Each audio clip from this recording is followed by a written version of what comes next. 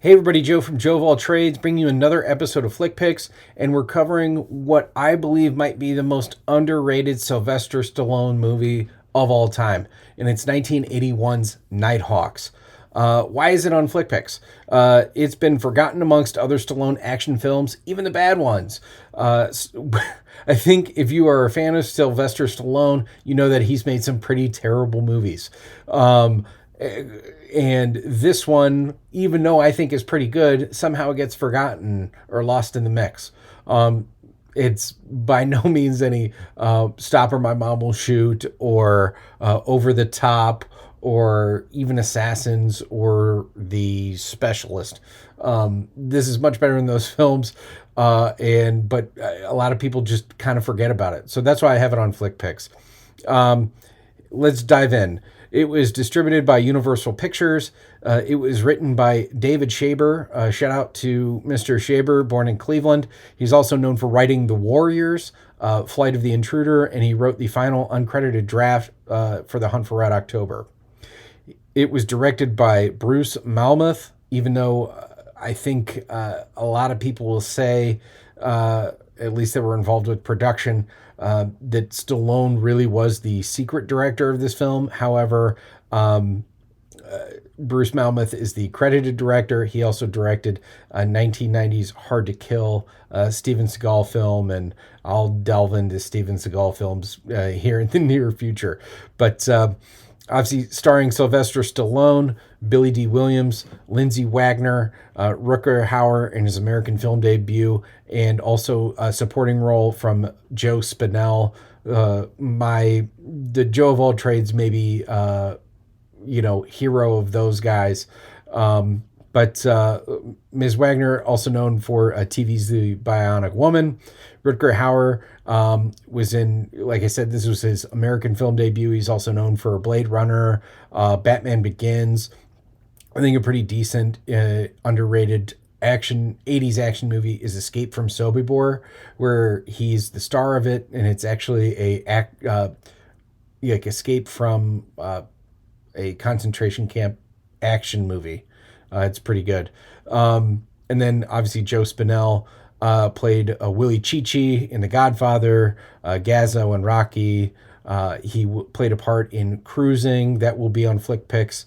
And then also Maniac, he's the star, and that will definitely be on Flick Picks. I don't know if I can wait until next Halloween season, but I'd say it is a just ridiculous and awesome horror movie. So the budget of Nighthawks is $5 million. It ended up making $20 million at the box office. And the synopsis is fresh from mounting a devastating bomb attack in London, an international terrorist arrives in New York and remains intent on wreaking further bloody havoc. His preparation is clinical and thorough, but he overlooks one thing, the grit and steely determination of one New York cop, that being Stallone. The critical reception, the film currently has a 72% approval rating on Rotten Tomatoes. Rutger Hauer was praised for his performance. I think he's great in this film. And critical reception was poor at the time of release, but I think that the reason why critical reception was poor was based on the premise of this film, which is terrorism occurring inside the continental United States, and in the 1980s, that was not really fathomable. And I think a lot of the poor reception was based on the fact that nobody thought that this could happen in America, despite it happening, in Europe. Obviously the Munich Olympic murders and stuff like that happening prior to this film. The notes, or at least my notes, I really do like this film, and I like Stallone's performance. I'm a huge Sylvester Stallone fan. I've seen every single one of his movies, and I feel like I can tell when he's trying to do something. And when he's in this film, I think he's trying to get away from Rocky and Rambo. He has a beard. He wears glasses. He is mostly, quiet at times, but not like quiet like Rocky or Rambo, where he doesn't say anything at all and just, lets his actions speak for themselves. He's not like a super, this isn't a, that type of film. It's clear he's trying to play a cerebral cop, smarter, more grounded, and wants to stay away from violence as opposed to leaning into it. The film really focuses on criminology as a science at a time when that was first becoming a thing. I have a bachelor's degree in criminal justice studies, and so like the science, I understand the science of criminology, behavioral science, that sort of thing. It was really being developed started being developed in the late 1970s. FBI began its behavioral science unit in the late 1970s. If you've watched Mindhunter, you can kind of, that was based on a true story. And like just criminals, what makes them tick, and then also why someone might become a terrorist. Those were questions that were not being asked until, you know, mid to late 1970s. And this movie is really, it's made in 81, so it's really coming in at the start of that. The Not only does this film focus on behavioral type science, criminology, that sort of thing, it also focuses on, at the time, what anti-terrorism tactics were. Like I said, it was 9 years after the Olympic murders in Munich. Anti-terrorism tactics and units had not really developed a whole lot, especially in America. So it's really interesting to see what, police tactics and how it's portrayed in the movies at the time were addressing these issues. And for that, this film is really breaking ground on the idea of terrorism in America. And little did they know that terrorism is very capable of being committed here in the United States. Billy D. Williams is great in this movie. I absolutely love him as Stallone's partner. It's definitely a yin and yang type relationship. You can tell that they care about each other and they both respect each other. And there's a particular incident where Billy D. Williams becomes incapacitated, and it really is. It's a great scene. It's really affecting Stallone, and they both play it really well. Rutger Hauer is great in this movie. He is smart. Obviously, he's a handsome guy, and you can see how he plays that. And he really has more personification in this film than Blade Runner, which makes a whole lot of sense, seeing he's not an actual human in Blade Runner.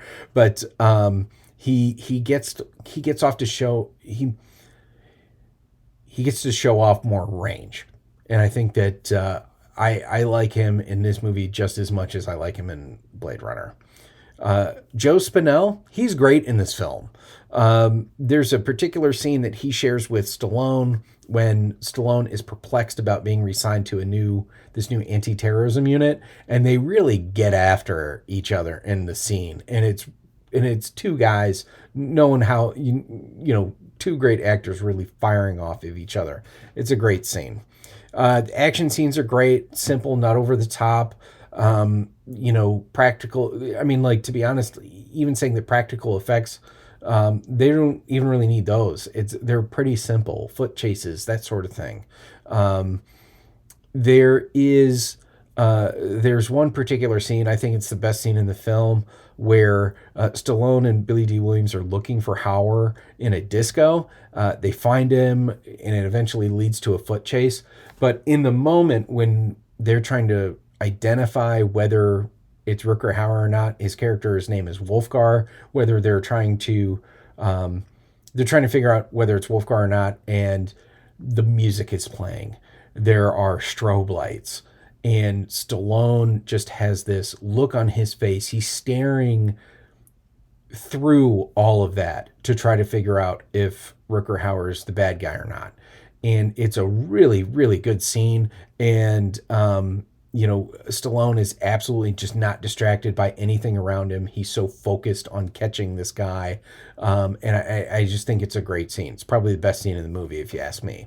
So, Some other fun facts: Billy D. Williams and Stallone spent several weeks working at night with the NYPD Street Crimes Unit, the same street crimes unit that was, probably the basis of We Own the Night, which I just also covered on Flick Picks.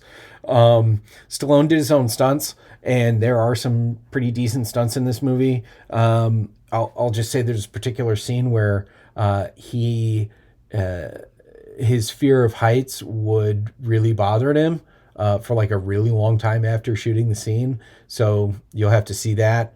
The script by David Shaber was originally written as a third French Connection film, with Gene Hackman's Popeye Doyle teamed up with a wisecracking cop, potentially played by Richard Pryor. I think Pryor was kind of, thought of for the unit. Hackman, though, was reluctant to make a third film as Popeye Doyle, so the idea was scrapped. And then 20th Century Fox sold the script to Universal, and then Shaber reworked it into Nighthawks. Malmuth was a late addition as director and was recommended by John G. Avildsen, who, if you know Stallone, he was the director of Rocky. Avildsen actually won Best Director for Rocky, and he later on went to direct all the Karate Kid movies, or at least the first three, and also Rocky 5. Based on this change, that's where a lot of people say that Stallone basically took over the film because of production problems. Lindsay Wagner has said that in interviews. And in an interview, Stallone stated that Nighthawks was a very difficult film to make, namely because no one believed that urban terrorism would ever happen in New York, and thus felt that the story was far-fetched. Obviously we know differently now.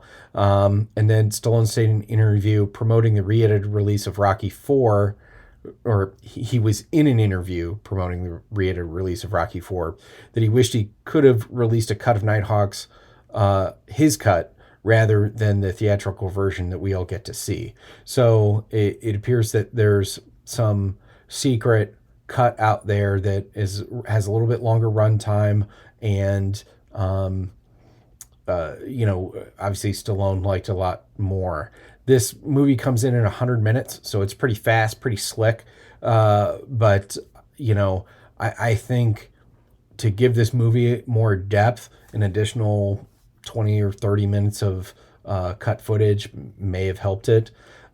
It's not currently streaming for free on anything. You have to rent it.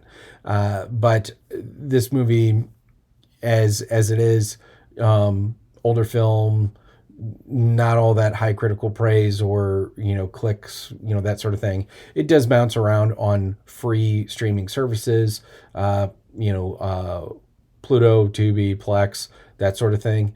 But if, to be honest, I think when I went to rent it on Amazon to review it again for this video, it was actually so cheap that I just purchased it. It's one of those things where it's like a movie's like $3.99 to rent, but it's $8 to buy. I'm gonna watch this again, so I just bought it.